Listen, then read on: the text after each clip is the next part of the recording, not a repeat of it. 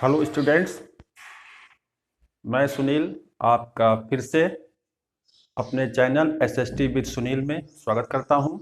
और मुझे पूरी उम्मीद है कि आप लोग बहुत ही अच्छे होंगे और एंजॉय कर रहे होंगे। और आने वाले एग्ज़ाम, चाहे वो 10th का बोर्ड का हो या कम्पिटिटिव, उसकी तैयारी चल रही होगी, है ना। बहुत अच्छी बात है, करते रहिए। मौसम भी अच्छा है जो पूरा साथ कर रहा है आप लोगों का। और जल्दी से हम अपने टॉपिक पर आ जाते हैं। टॉपिक है अपना भूमंडलीकृत विश्व का बनना, the making of a global world. The making of a global world, इसको हम वैश्वीकरण भी कह सकते हैं। लेकिन वैश्वीकरण हुआ था, यानी कि ग्लोबलाइजेशन, उससे पहले का थोड़ा सा हम लेके चलते हैं। जब एक शुरुआत कैसे हुई, कहने का तात्पर्य यह है। तो इस लेसन की जो शुरुआत होती है, इसमें यह बताया गया है कि किस प्रकार से पूरा विश्व एक दूसरे से, पूरे विश्व के सारे देश, सारे महाद्वीप कैसे एक दूसरे से जुड़ते चले गए। ओके, जुड़ने का रीजन था, कुछ यात्री थे, कुछ तीर्थयात्री थे। यात्री और तीर्थयात्री में थोड़ा अंतर है। यात्री होते हैं कि वो अपना एक एंटरटेनमेंट होता है, उनका एडवेंचर होता है, तो वो उसी में यात्राएं क्या करते हैं। एक तीर्थयात्री है जो धार्मिक स्थलों पर जाते हैं, आते हैं। जैसे कह सकते हो आप, जैसे ह्वेनसांग है, पाहियान है, ये सब, उनको इत्सिंग। इसके बाद युद्ध करने वाले शासक साम्राज्य का जो विस्तार करते हैं, जैसे सिकंदर, देखिए कहां से कहां पहुंचा, है ना। तो इन सब लोगों ने पूरे विश्व को एक करने का काम किया है। ओके, और इस क्रम में ये सब तो लोग आए ही, और एक दूसरे की संस्कृति से लोग रूबरू हुए। और रूबरू होने के बाद इसके अलावा कुछ और भी साथ लेकर के वो आए, जैसे महामारियां या कीटाणु, जो बीमारी वाले होते हैं। तो बीमारियां भी एक महाद्वीप से दूसरे महाद्वीप पर ट्रांसफर हुई। जैसे व्यापार होता था, वैसे बीमारियों का भी आदान प्रदान हुआ। यहां से एशिया से अफ्रीका, यूरोप, अमेरिका, अमेरिका से यूरोप, फिर अफ्रीका, एशिया, ना। तो इस प्रकार से ये चलता रहता है। ओके, आदान प्रदान, चाहे ज्ञान का हो चाहे महामारियों का, चलता रहता है। ठीक है। इसके बाद ये मैंने आप लोगों के लिए आज विश्व का मानचित्र बनाया है, वर्ल्ड मैप बनाया है, बड़ी कोशिश करके, ताकि आप लोग को समझा सकूं कि किस प्रकार से ये शुरुआत हुई। मैंने पहले बताया था कि यात्रियों के द्वारा ये एकीकरण की शुरुआत होती है, पूरे विश्व के एकीकरण को। तो यात्री की बात आती है तो सबसे पहले हम यात्री लोगों की ही बात करेंगे।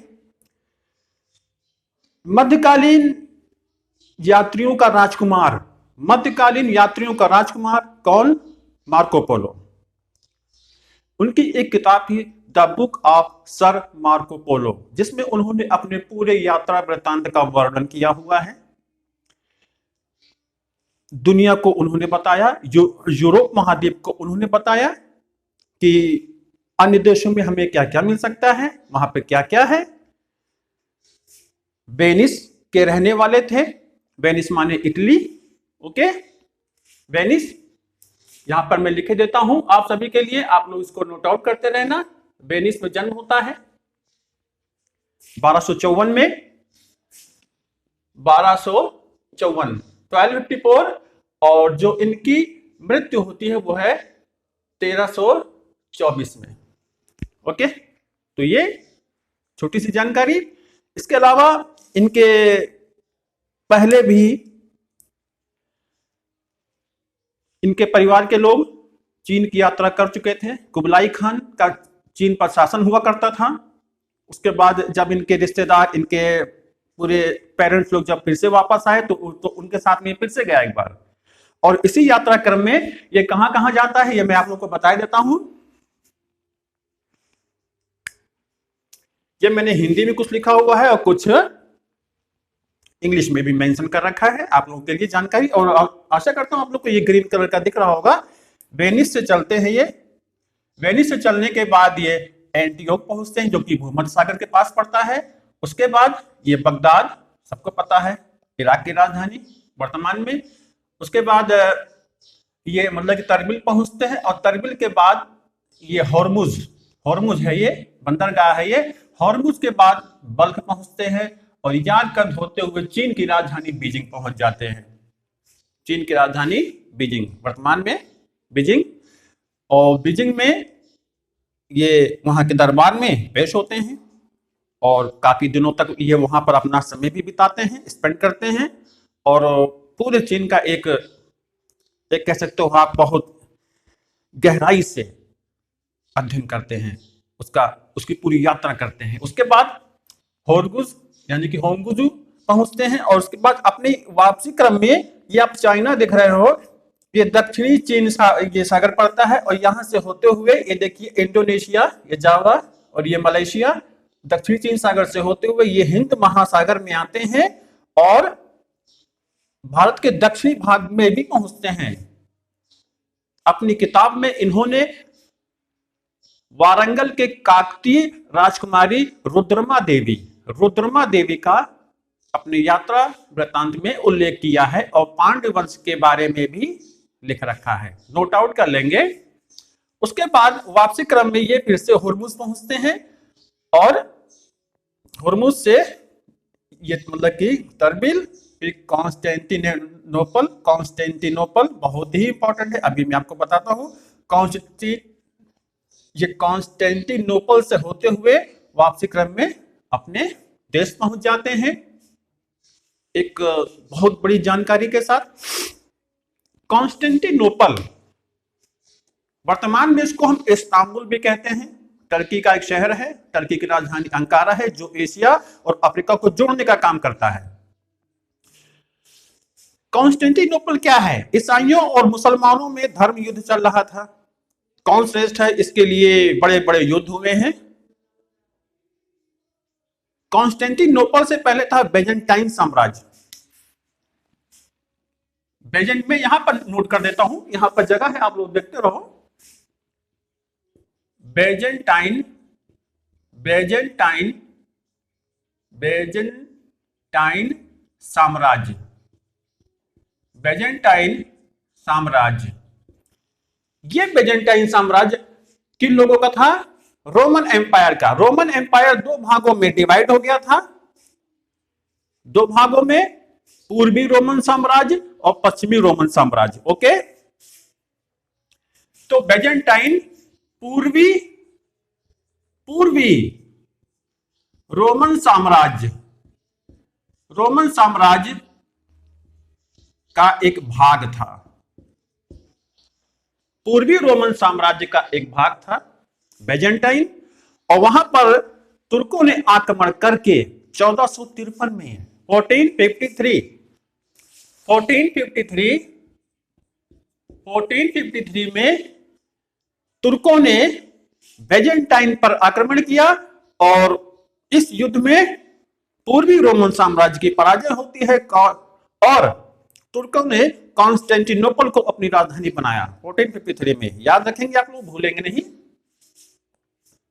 ओके, इसके बाद जब ये कॉन्स्टेंटिनोपल पर तुर्कों का अधिकार हो गया, तो स्थल मार्ग का रास्ता बंद हो गया।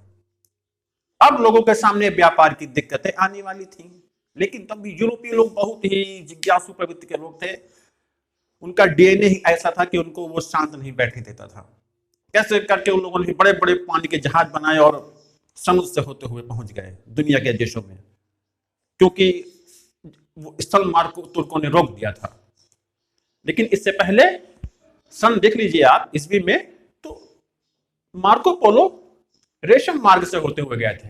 अब ये सिल्क रूट क्या है? सिल्क रूट है बेटा एक रेशम मार्ग है, जिससे रेशम का व्यापार होता था चाइना से इटली यानी कि यूरोप महाद्वीप के देशों तक रेशम जाया करता था, तो इसी नाम पड़ गया रेशम मार्ग, सिल्क रूट।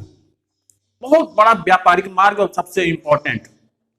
ओके, यहां से सिल्क, चीनी पॉटरी, चाय यूरोप के देशों में जाया करती थी। इसके अलावा दक्षिण पूर्वी एशिया और दक्षिणी एशिया के देश भारत से भी सूती वस्त्र यानी कि कपड़े और मसाले यहीं से जाया करते थे, सिल्क रूट से होते हुए, और यहां से ये जाता था और यूरोप महाद्वीप से बहुत बड़ी मात्रा में सोना चांदी हमारे देश में आ रहा था। हमारा देश जो सोने की चिड़िया बना है, क्या यही के सोने से नहीं, व्यापार में हम इतने आगे थे कि लोग हमको पसंद करते थे, हमारे काम को पसंद करते थे और मुंह मांगी कीमत देते थे।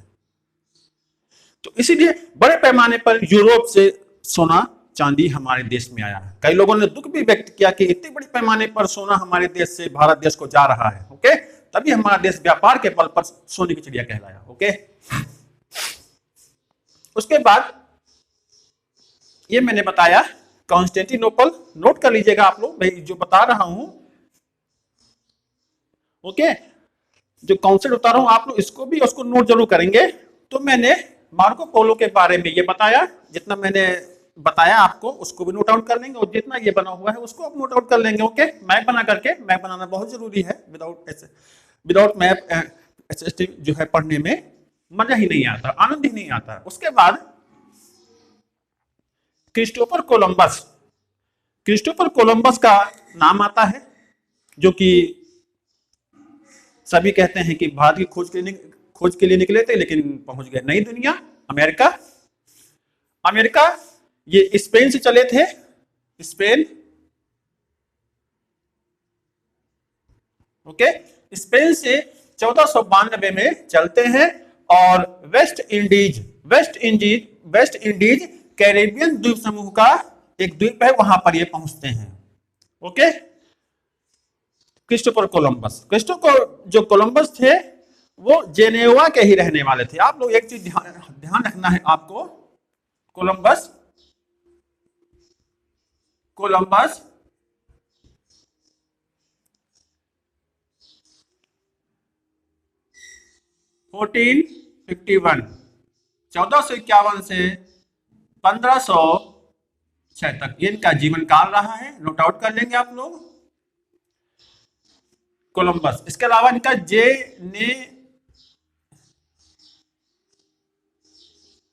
जेनोआ में जन्म हुआ। ध्यान देंगे, जेनोआ एक जेनेवा भी है और जेनेवा भी है। तो जेनेवा जो है बेटा ये इटली में पड़ता है इस भाग में, और जो एक पड़ता है जेनेवा, ध्यान रखिएगा बहुत माइनर अंतर है, जेनेवा ये पड़ता है आपका स्विट्जरलैंड में। ओके, तो ये तो मैंने बताया, तो आपको याद कर लेना है। उसके बाद ये कोलंबस का हो गया, अमेरिका की खोज की।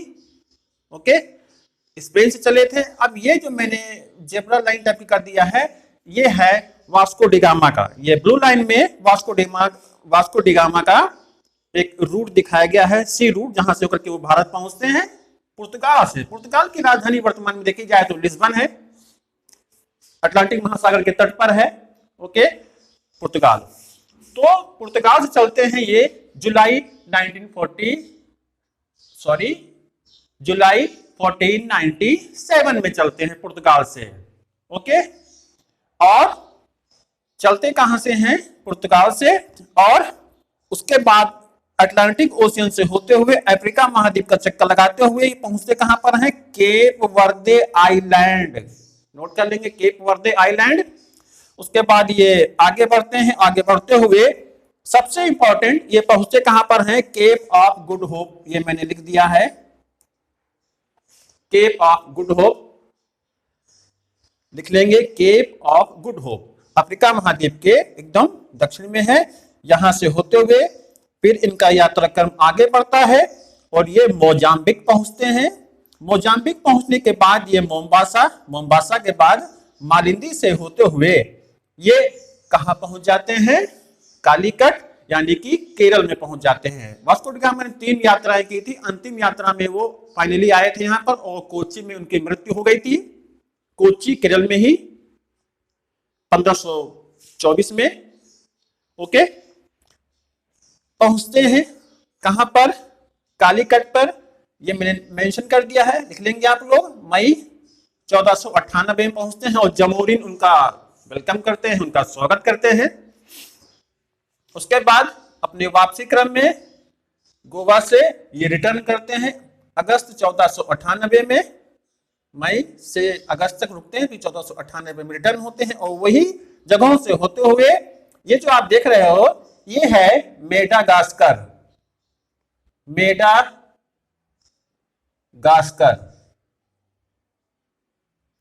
अंतानानारिवो ये इसकी राजधानी है मेडागास्कर। और यहां से होते हुए फिर से केप ऑफ गुड होप होते हुए केप वर्दे पर पहुंचते हैं और स्पेन पहुंच जाते हैं। कब? रिटर्न कब होते हैं? सितंबर 1499, सितंबर 1499, 1499 में ये पहुंच जाते हैं पुर्तगाल। तो ये हुआ। कैसे पहुंचे? इन तीनों लोगों ने कितना बड़ा योगदान किया, कितनी प्राकृतिक आपदाओं का सामना किया होगा। उसके बाद ये लोग अपने यूरोप महाद्वीप में पहुंचते हैं और यूरोप के देशों में ये जो चीजें लेके आते हैं, जैसे मसाले हैं, काली मिर्च है, लौंग है, इलायची है, वास्को डी गामा भी लेकर के पहुंचते हैं और ऊंचे दामों पर इसको अपने देश में बेचते हैं और पड़ोसी देशों में भी बेचते हैं।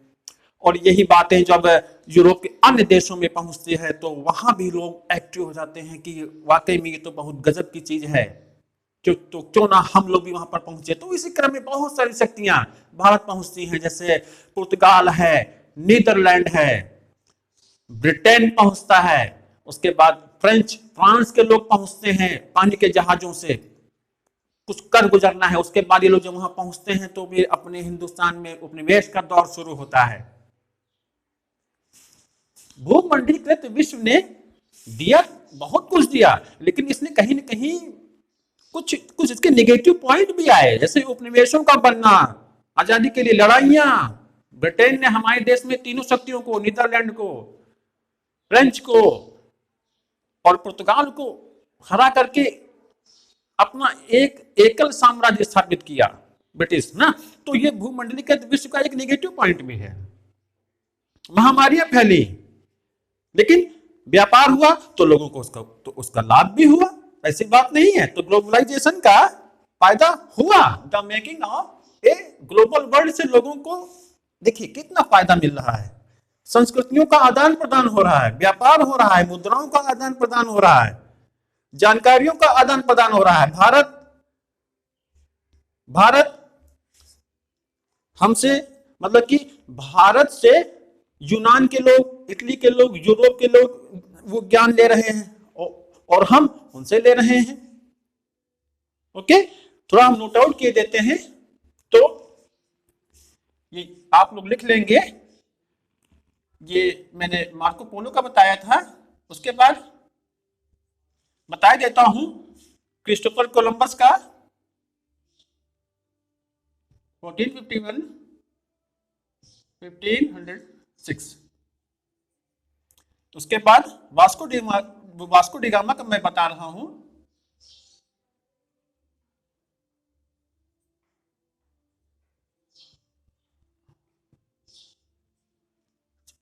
एक चीज बताना चाहूंगा मैं आप लोगों को, जो वास्को डी गामा है, इनके जन्म के विषय में थोड़ा ये कंफ्यूजन है कि कहां, कि किस ईयर में इनका जन्म हुआ था।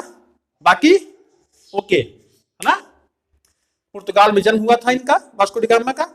तो मैंने जितना मैप बनाया है, आप सारा वर्ल्ड का मैप बना लेंगे और इसको नोट आउट कर लेंगे और पूरी वीडियो जरूर देखा करें, ये मैं बीच में बोल रहा हूं। और ये सब बनाने के बाद आपको एक जानकारी हो जाएगी कि इस लेसन की शुरुआत कैसे होती है। ओके, तो मैंने आज ये सब बताया और जितना मैंने मुंह जुबानी बताया उसको भी आप लोग वीडियो को रोक करके जरूर लिख लिया करो और ये मैप बना करके जानकारी को सब कलेक्ट कर ले। इसके बाद हमारा ये सिल्क रूट मैंने बताया है। इसके बाद व्यापार कैसे शुरू होगा, जो व्यापार हुआ उससे क्या क्या इसके ये नेगेटिव पॉइंट्स निकल के आते हैं। रिंडर पेस्ट क्या है, कॉर्न लॉ क्या है, इन बातों पर चर्चा करेंगे। इसके बाद एक क्वेश्चन बनता है इस लेसन में कि जो विश्व युद्ध हुआ था, फर्स्ट वर्ल्ड वॉर हुआ था, उसके क्या कारण थे। ये कारण यही से बनना शुरू हो रहा है, व्यापार शुरू हो रहा है, उसके बाद लोगों को जानकारी हो रही है, फिर उपनिवेश स्थापित हुए हैं ब्रिटेन में, औद्योगिक क्रांति भी होती है। तो कच्चे माल की तलाश में लोगों को सब पता हो गया है कि कहां से हमको जाना है, किस तरीके से हमको उपनिवेश बनाने हैं। तो इसी उपनिवेश की होड़ में, उपनिवेश को पाने की होड़ में, यानी कि कच्चा माल जहां से मिलता था, बहुत से देशों में विवाद होना शुरू हुआ। दो गुट बन गए यूरोप महाद्वीप में, एक धुरी राष्ट्र, एक मित्र राष्ट्र। मित्र राष्ट्र में ब्रिटेन, फ्रांस, रूस, और धुरी राष्ट्र में जर्मनी, ऑस्ट्रिया, हंगरी बन जाते हैं। तो शुरुआत कितनी अच्छी हुई, आदान प्रदान। उसके बाद देखिए पूरा विश्व यूरोप से उपजे प्रथम महायुद्ध की आग में, आग की लपटों में झुलस जाएगा। कई लोग और कई देश इसमें जल भी जाएंगे, है ना। तो आपको ये मैंने पूरा क्लियर कर दिया। आपको ध्यान रखना है यात्रियों के बारे में, ओके। जैसे मार्को पोलो मैंने बता दिया, उसके बाद क्रिस्टोफर कोलंबस, उसके बाद वास्को डी गामा। ये सीरियल से आप लोग याद कर लेंगे। डीओबी, इनकी डेथ कब हुई ये मैंने बता दिया है। और रोमन एम्पायर के ऊपर भी हम एक वीडियो लेके आएंगे, जैसा कि मैंने बताया था। कॉन्स्टेंटिनोपल बहुत ही इंपॉर्टेंट है, ये आपको ध्यान रखना है। कॉन्स्टेंटिनोपल बहुत इंपॉर्टेंट है, क्योंकि इसने एक उस भूभाग को अपने कब्जे कर लिया था जिसको एशिया माइनर भी कहते हैं। क्या कहते हैं? एशिया माइनर, एशिया माइनर कहते हैं। इस एशिया माइनर को इसने अपने कंट्रोल में कर लिया था। तो व्यापार बंद, लेकिन चाहत थी व्यापार करने की, तो लोगों ने समुद्र मार्गों को चुना और पहुंच गए जहां जहां इनको पहुंचना था, है ना। तो एक इंपॉर्टेंट टॉपिक था सिल्क रूट, आपको मैंने बता दिया है, उसको आप लोग जो है नोट आउट कर लेंगे सिल्क रूट को। सिल्क रूट बहुत इंपॉर्टेंट था, जो तीन महाद्वीपों को जोड़ता था, यानी कि एशिया महाद्वीप को दो और महाद्वीपों से जोड़ता था। एक तो मैंने बता दिया, ये पोर्शन जो आपको दिख रहा है यूरोप कॉन्टिनेंट है, और ये जो पोर्शन आपको दिख रहा है ये अफ्रीका कॉन्टिनेंट है। तो सिल्क रूट ने एशिया को यूरोप से और अफ्रीका से जोड़ा। बहुत महत्व है इसका, है ना। तो समझ में सबको आया होगा।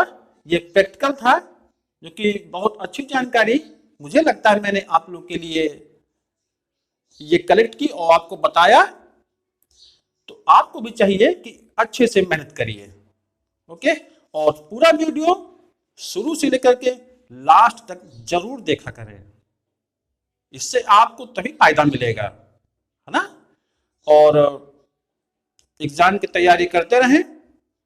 अब अगला जो हमारा टॉपिक आएगा इसी लेसन का ही है, महामारियों के बारे में, कैसे महामारियां आई, और विश्व युद्ध भी एक टॉपिक बनेगा हमारा, फर्स्ट वर्ल्ड वॉर ना। तो मुझे पूरी उम्मीद है कि ये मेरा ये वीडियो आपको पसंद आया होगा, और इसी तरीके से मैं आपके लिए वीडियो लेके आता रहूंगा। और ये सारा मैप बनाइए, इसको नोट आउट करिए, और इसको अपनी कॉपी पर या जो रजिस्टर आपने बनाया है उस पर इसको नोट आउट कर लें और रिवीजन करते रहें, ओके। डेट्स जरूर लिख लें, बेजेंटाइन और जितने भी ये सी रूट मैंने बता दिए हैं आप लोग उसको नोट आउट कर लें। अब हम आपको थोड़ा सा क्या हम हट जाते हैं, आप लोग इसका स्क्रीनशॉट ले लो।